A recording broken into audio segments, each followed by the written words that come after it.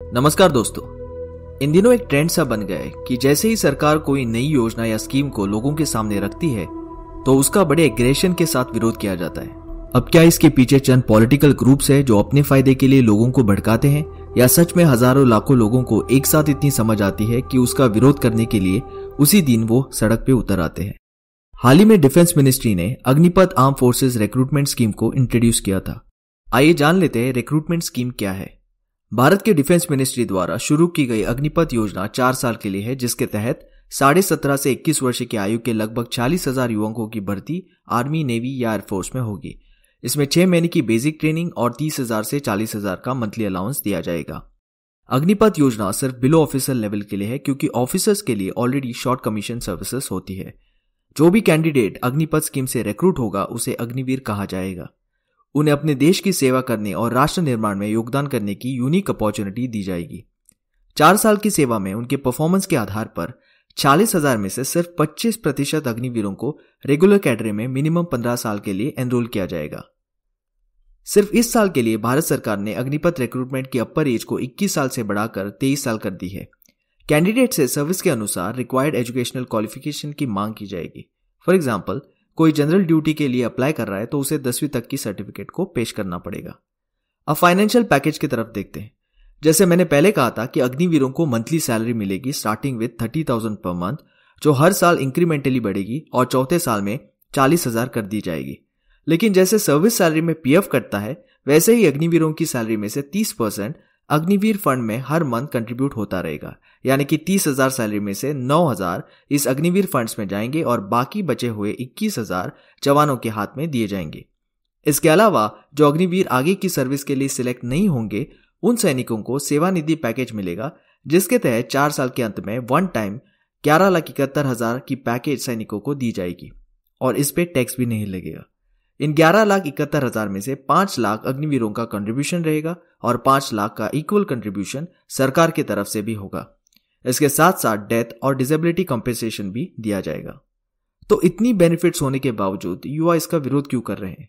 जो army aspirants है उनको इस बात से दिक्कत है कि ये स्कीम सिर्फ 4 साल के लिए है और बिना पेंशन बेनिफिट्स के। 75% अग्निवीर जिनका सिलेक्शन नहीं होगा, उनके लिए इस ट्रेनिंग का क्या फायदा? क्या उनको आगे चल के फाइनेंशियल सिक्योरिटी मिल पाएगी जिसके आधार पर अग्निवीर अपना परिवार पाल सके? जहां पर इंजीनियर्स और पोस्ट ग्रेजुएट्स अनएम्प्लॉयड है, वहां एक अग्निवीर जो 10वीं पास है, उनके लिए मार्केट में ऐसा कौन सा जॉब है जो सरकार इतने आत्मविश्वास के साथ दावा कर रही है?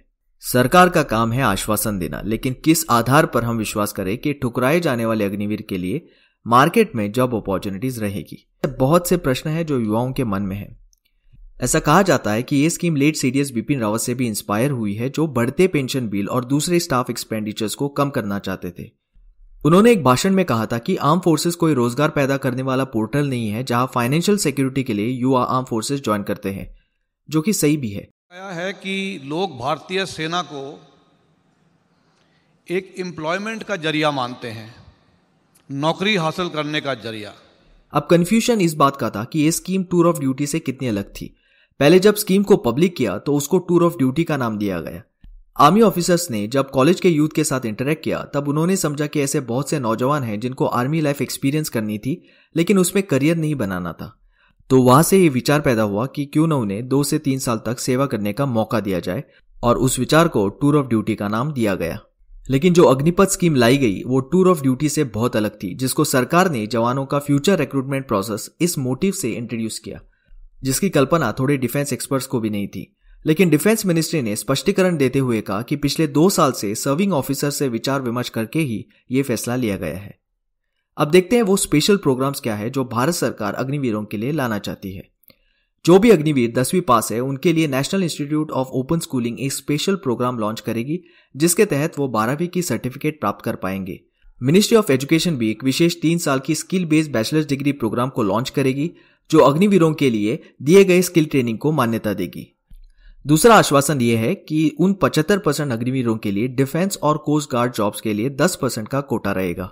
तीसरा आश्वासन, अग्निवीरों को central arm police forces, Assam rifles और स्टेट पुलिस जॉब्स में प्रायोरिटी दी जाएगी। सरकारी नौकरियों के अलावा प्राइवेट कंपनीज और कॉर्पोरेट लीडर्स जैसे कि आनंद महिंद्रा ने भी अग्निवीरों को जॉब अपॉर्चुनिटीज देने का वादा किया है। दोस्तों, मेरे हिसाब से अग्निपथ स्कीम बिल्कुल ही बुरी स्कीम नहीं है। अगर देखा जाए इस योजना के लॉन्ग टर्म कई फायदे हैं जो कि हमें एक ओपन माइंड से एक्सेप्ट करने चाहिए। जैसे कि ये स्कीम लगातार बढ़ते मिलिट्री पेंशन बिल को कम करने का दावा करती है।